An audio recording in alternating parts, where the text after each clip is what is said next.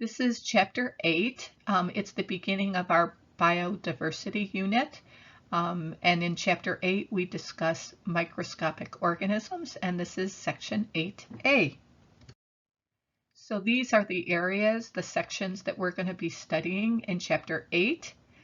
We're going to start with a prokaryotic overview, and then we're going to focus on two types of prokaryotes, archaea and bacteria. Then we're going to talk a little bit about eukaryotic cell evolution from prokaryotic cells. And then we're going to discuss protists, which are actually eukaryotic cells, and the origin of multicellular life. And then we will finish up with a discussion of viruses. So, do you remember when we talked about prokaryotes compared to eukaryotes back when we were discussing cells, right? So remember that plants, animals, fungi are all made up of eukaryotic cells. And try to think back to at least 3 things you know about prokaryotic cells or prokaryotes. Well, one of the things about prokaryotes is they were the first groups of life to evolve on Earth. They're relatively small, simple cells, and for the first billion years, they were the only life on planet Earth. Now today, prokaryotes are found everywhere there is life, including many kind of strange places where not a lot of life can survive, and we'll be discussing that. Now, when we think about classification, and this is something that we learned before, remember there are 2 domains of life that consist of prokaryotic cells, bacteria and archaea. Now, the domain bacteria, they are unicellular organisms. They're found everywhere. Some cause disease, but most actually are beneficial.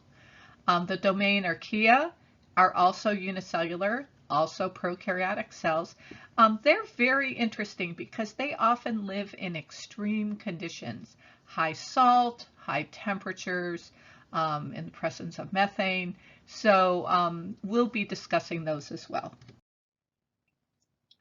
Now, in general, prokaryotes have sort of some unique cellular structures and properties. Nearly all prokaryotes have a cell wall. And it provides protection in a wide range of environments. Many are mobile, able to move, and they use flagella to propel their cells. Many prokaryotes have sort of a sticky capsule that is on the outside, and this provides protection and also allows cells to stick to surfaces. Another type of sort of unique cellular structure that are found in some prokaryotes is this form known as an endospore. It is a thick-shelled protective container for harsh conditions. So what happens is some of these prokaryotic cells, when they get in a harsh environment, they will then form an endospore where they can survive, and then when conditions improve, then the bacteria can resume function. Many prokaryotes produce by splitting in half a process called binary fission, and this can result in huge populations of prokaryotes in a very, very short period of time.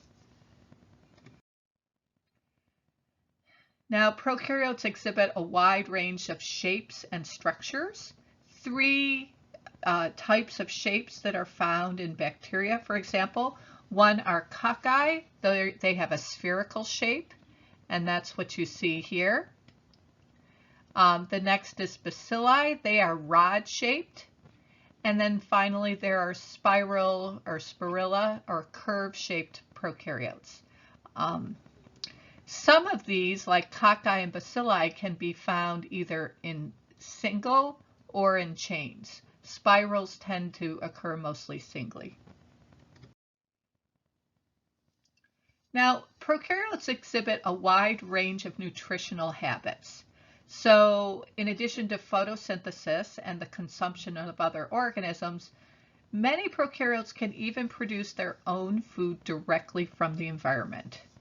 So this prokaryote can obtain nutrition from a sulfur-rich superheated water emitted by a hot thermal vent several kilometers beneath the surface of the ocean. So these are areas where you wouldn't think anything would have be able to live, and yet these prokaryotes can live in these conditions. Prokaryotes they are single cells, but they often can live together to form unique features. So prokaryotes can form what's known as a biofilm. That's an organized colony of one or several species of prokaryotes that are attached to a surface such as rocks or living tissues. So, for example, sort of the plaque that can grow on teeth, that's an example of a biofilm. So a biofilm here you can see containing bacterial plaque on a human tooth, so you can see that often it kind of has sort of a slimy feel to it. Another example is biofilm that like grow on rocks in water. So let's talk a little bit about some of these organisms that can live in very extreme types of environments. So prokaryotes in the domain Archaea are often found in extreme habitats. So these Archaea include methanogens, which produce methane gas, halophiles, which are salt lovers. They grow under high salt concentrations, and thermophiles, which grow in high heat, high temperatures. And here's an example in Africa. There's an area that has probably the world's most caustic lake, and the orange color is due to sort of the red pigments that are found in salt-loving Archaea that are found in this lake. Methanogens live in oxygen-free or anaerobic environments, and they emit methane gas as a waste product. They're frequently found in the thick mud at the bottom of a swamp or a bog. And also a well here can collect methane gas from decaying garbage within a closed landfill. So sometimes in landfills you'll see these pipes sticking out, which are releasing the methane gas. Halophiles are Archaea that thrive in high salt environments. Many species of halophiles can tolerate salt concentrations 5 to 10 times higher than that of seawater. And here you can see the Dead Sea in Israel. Thermophiles can tolerate high temperature environments. Philia means to love, so thermophiles are heat lovers. They can live in areas with temperatures above boiling, which just seems incredible, right? Conditions may be similar to those faced by the first organisms billions of years ago. Here's one of these hot springs in Yellowstone National Park, where these organisms can live even in these high temperature conditions. So let's do a few true and false questions here. True or false? There are more bacteria cells in your body than there are human cells. True or false? There are more bacteria in your intestine than there are people on Earth. And true or false? Bacteria can produce oxygen for us to breathe. So actually, all three of these statements, believe it or not, are true. We really do have more bacteria cells in our bodies than there are human cells, which is really weird to think about. And there are more bacteria in your intestine than there are people on the earth. And yes, bacteria can produce oxygen for us to breathe. So prokaryotes in the domain bacteria are very numerous and common. And bacteria thrive in most of the Earth's habitats, including in and on your body. They can be either harmful or helpful, and each bacteria is microscopic, but their collective impact is enormous. So here's some examples of how bacteria are helpful. So bacteria can have a positive impact on ecosystems. Some bacteria have the very important job of being nitrogen fixers. And in the soil, bacteria convert atmospheric nitrogen into a form of nitrogen that plants can use.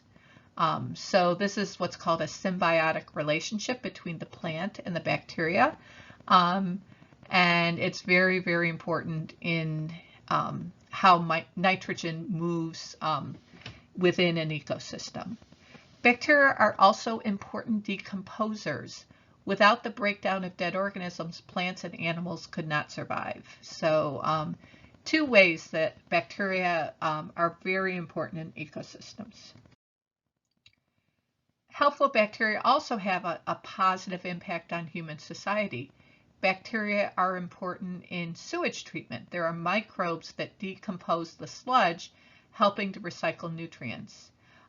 Bacteria are also important in bioremediation. Bacteria can be used to remove pollutants from the environment, for example.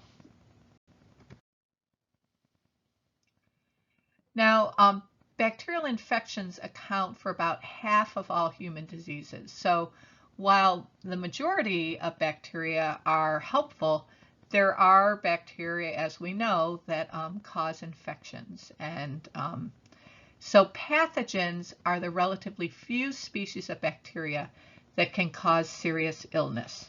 So here's an example of Staphylococcus aureus, cause staph infections.